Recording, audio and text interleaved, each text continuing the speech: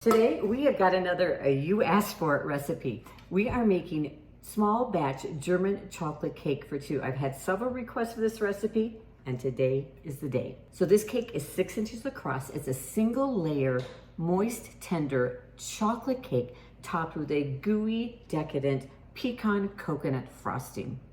Join me in the kitchen as we make small batch recipes with big taste.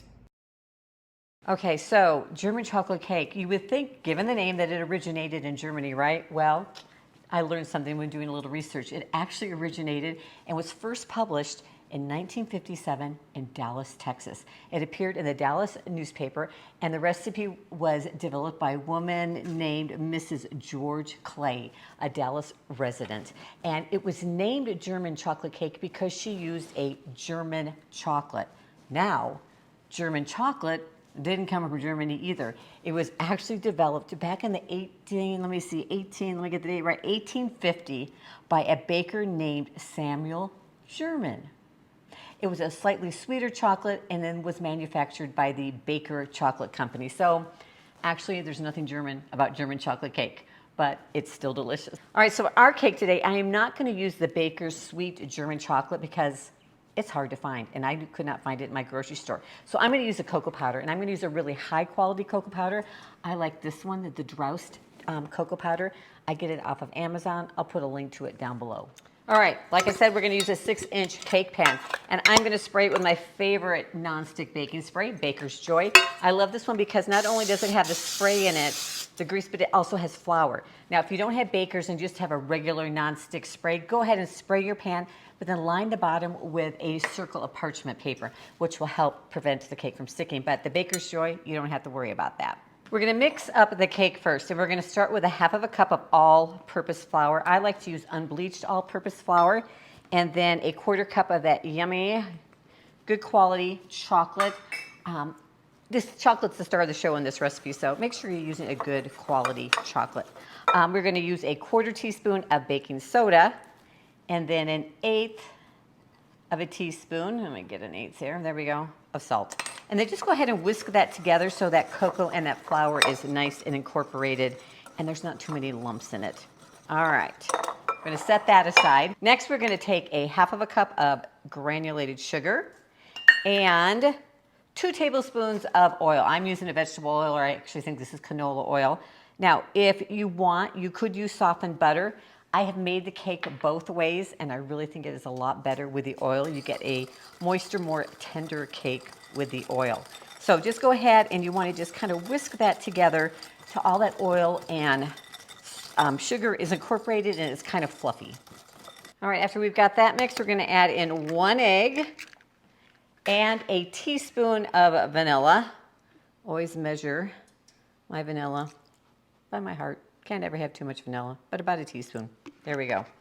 All right, and then go ahead and just mix that all together.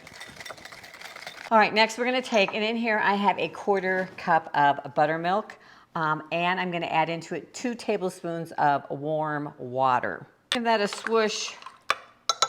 All right, and then we're going to go ahead and add our buttermilk water in with our sugar and egg. All right, then what we're going to do is we're going to add in half of our buttermilk mixture into our sugar mixture, and then we're going to take our flour dried mixture and add half of that in.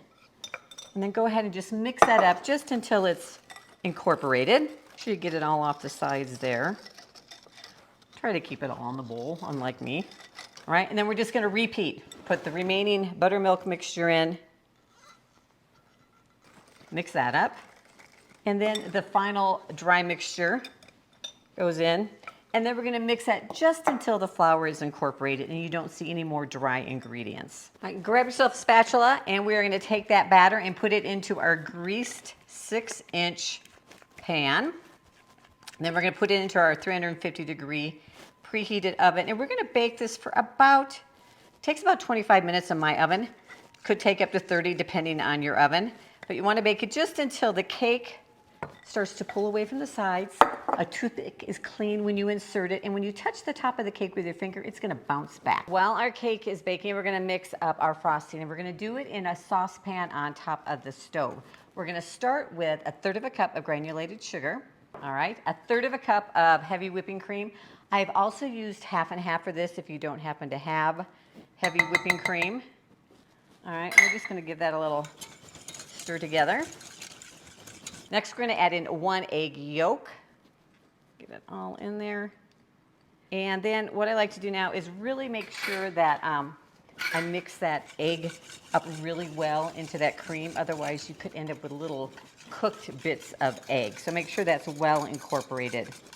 And then we're going to add in 2 tablespoons of butter and a pinch of salt. Now, if you are using unsalted butter, go ahead and add in about 1/8 teaspoon of salt. Now we're going to take this over to the stove. We are going to cook it over a medium-low heat until it comes to a boil for about 1 minute to 2 minutes, and it's going to thicken up. Let it go ahead, come to a boil, and then just keep stirring it constantly for about 1 minute, 2 minutes, and it is going to thicken up. After it's thickened up, we're going to go ahead and add in 1/2 cup of sweetened coconut and 1/3 cup of chopped pecans. And turn your heat, make sure you turn your heat off. Go ahead and stir it together. Then we're going to also add in just 1/2 teaspoon of vanilla. All right, now we're just going to let this cool down so that but you want it still to be spreadable. And we'll let our cake finish cooking, and then we're going to let the cake cool. Then we'll frost our cake. All right, we're ready to frost our cake. It has cooled down. Our frosting is still soft enough. It's nice and spreadable.